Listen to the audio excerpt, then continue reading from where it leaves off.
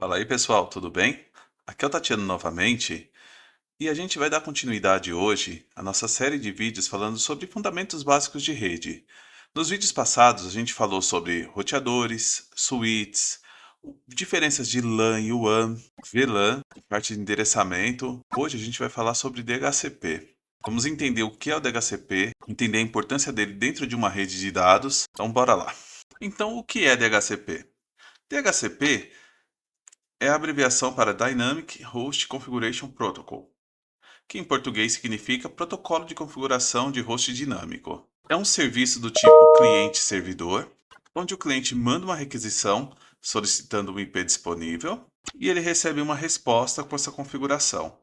Mas antes de ver mais detalhes, vamos entender aqui um pouquinho melhor como essa questão funciona.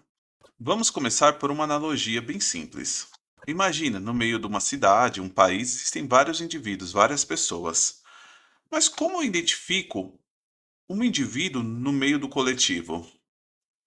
Normalmente a gente usa um documento que é emitido por um órgão que tem a responsabilidade pelo controle, pela emissão desse documento. Através desse documento, ele vai ser identificado na escola, então todo o histórico dele vai estar baseado nesse documento, no trabalho, no atendimento médico, saúde, programas de governo. Então, o indivíduo é identificado pelo documento em todas as esferas da sociedade. Então, não basta a pessoa falar, eu sou o Tatiano. Não. Quem garante que o Tatiano é o Tatiano? É o documento que ele porta, emitido por esse órgão que tem essa responsabilidade. Como seria isso na rede? Então, aqui eu tenho a representação de uma rede com 3 computadores e o meu servidor aqui, responsável pelo DHCP. Quando uma nova máquina ela é plugada na rede, ela entra na rede de alguma forma pelo cabo, pelo Wi-Fi, ela manda um pacote na rede perguntando se tem algum servidor que tem o recurso de DHCP para fornecer um endereço válido para ela fazer parte dessa rede. Então esse pacote ele vai como broadcast para todos os dispositivos. O servidor ele recebe aquele pacote e responde, ó, eu tenho disponibilidade de endereço IP, tá aqui. Então, primeiro a gente tem um processo de descoberta, que é o discovery. Então a máquina mandando esse broadcast perguntando se existe algum servidor disponível com esse recurso. Eu tenho a oferta, que seria a resposta do servidor. Eu tenho a requisição, o request, que seria o aceite do endereço oferecido. E eu tenho o ACK, que é a confirmação do servidor. Então eu tenho um processo de descoberta, de oferta, de aceite e de confirmação nesse processo de endereçamento via DHCP. E por fim, eu subi aqui com o IP 192.168.0.13. O servidor DHCP, ele cria uma tabela que associa um MAC a um IP. Nessa resposta do DHCP, o servidor ele vai fornecer dados para o cliente de roteador padrão. Então, qual o caminho para acessar a internet? Quais são os servidores DNS para resolver nome? A gente tem um vídeo no canal só tratando desse assunto, então se você não sabe o que é DNS, volta lá e assiste. Servidor de hora, para manter o horário de todas as máquinas da rede sincronizados. O horário sincronizado é importante para a questão de logs, para a questão de autenticação e uma série de outros pontos. E outros serviços administrativos, como autoprovisionamento, tem uma série de serviços que eles podem ser informados por DHCP. Por exemplo, configuração automática de aparelho IP. Eu pluguei o aparelho na rede, ele já sobe com ramal, com dados de servidor de PBX, esse tipo de coisa. E o DHCP ele possibilita que uma rede seja plug and play. O que significa? Então, quando você pede a senha do Wi-Fi para alguém, você não precisa de mais nada além da senha. Vai ser entregue ali naquele pacote DHCP a rota de internet, os servidores DNS, dados de hora.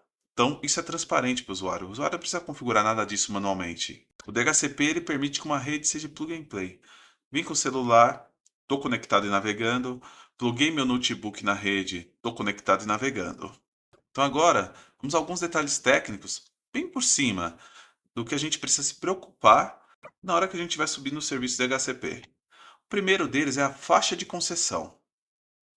Qual é a faixa que eu vou oferecer para os hosts que subirem dinamicamente na minha rede? Reserva de endereços IPs. É interessante que recursos de rede como impressoras, DVRs, outros servidores, eles não mudem de endereço de IP. Que uma vez configurado na tua máquina esses recursos, eles não troquem, senão vai ser necessário um novo processo de descoberta, esse tipo de coisa. Eu consigo reservar no servidor DHCP o IP para impressora, para o DVR, para outros servidores. Isso é importante porque cada vez que o IP muda, você vai precisar fazer uma nova configuração, por exemplo, acesso às câmeras. Se o IP mudou, eu vou precisar descobrir qual é o novo IP que a câmera subiu e conectar nesse novo IP. Então, a parte de reserva de IP também é um ponto importante. Mas nem tudo é flores, e existem alguns possíveis problemas nessa questão do DHCP. Indisponibilidade de novas concessões. Existe uma configuração que seria o tempo de concessão. Quando eu tenho um cliente que ele pede um novo endereço IP, esse endereço IP é como se fosse uma locação, ele é concedido durante um tempo. E esse tempo, quando ele expira e não tem uma renovação, ele é disponibilizado de novo para ser oferecido para novos clientes. Se esse tempo estiver muito alto, vamos supor que numa rede de Wi-Fi de visitantes, a pessoa chegou, se conectou na tua rede e foi concedido o endereço IP.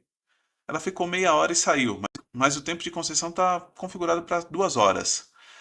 Dependendo do número de visitantes que você tiver, pode ser que você tenha um gargalo. Se você tiver, por exemplo, 100 endereços IPs, mas você tem durante 2 horas 200, 300 pessoas, algumas pessoas vão conectar com o celular, mas vai mostrar lá como rede ilimitada. Você não vai ter um endereço novo para conceder para aquele novo usuário. Então, acertar o tempo de concessão conforme a tua necessidade é um ponto importante. Outro detalhe que vem junto seria a faixa de concessão mal dimensionada. Então, se você tem uma faixa muito estreita, em algum momento você pode não ter disponibilidade de novos endereços para novas pessoas.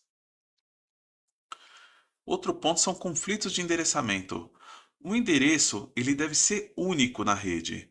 Então, se eu tenho uma faixa de concessão que parte do 100 ao 200 e eu configuro manualmente um dispositivo dentro dessa faixa, eventualmente eu posso ter conflito, porque o servidor DHCP não sabe da existência daquele dispositivo que foi configurado manualmente e ele vai oferecer esse endereço para um outro dispositivo em algum momento. Nesses casos é importante fazer a reserva de IP, principalmente se eu tiver alguma coisa estática fixa dentro da faixa que eu estou disponibilizando. Um outro ponto é ter mais de um DHCP na mesma rede. Posso ter conflitos de IP se os dois estiverem operando na mesma faixa, e eu posso também ter inconsistências, tipo se eu tiver um em cada faixa. Um está na 192.168.0 alguma coisa, o outro está na 10 alguma coisa. E a rede correta seria na faixa de 192.168 alguma coisa. Quem subir na faixa 10 não vai conseguir navegar. Vai dar como rede limitada. Um exemplo de problema de ter mais de um servidor de HCP, eu já tive um caso num cliente que o funcionário levava um roteadorzinho para ter mais portas, esse tipo de coisa, para poder usar o Wi-Fi no celular. Então ele colocou debaixo da mesa lá esse roteadorzinho caseiro que tem Wi-Fi e plugou na LAN. Só que, por padrão, esses roteadores também possuem DHCP. E para descobrir que debaixo da mesa de alguém tinha um roteadorzinho desse? Porque eu comecei a ter conflitos de DHCP e ora uma máquina parava, a outra funcionava, e você não tinha muito padrão disso. Eu cheguei a falar no vídeo sobre switches, sobre essa questão de segurança de porta. Como impedir que um dispositivo que você não tem controle seja conectado na tua rede interna, na tua LAN? Volta lá no vídeo e dá uma olhadinha, principalmente na parte de switches gerenciáveis. O assunto sobre DHCP, ele é bem mais profundo, tem outras questões. A gente só deu uma pincelada, arranhou a superfície sobre esse assunto. Caso tenha ficado alguma dúvida, deixa aqui nos comentários, se inscreva no canal, compartilhe esse vídeo, deixe seu joinha e até a próxima.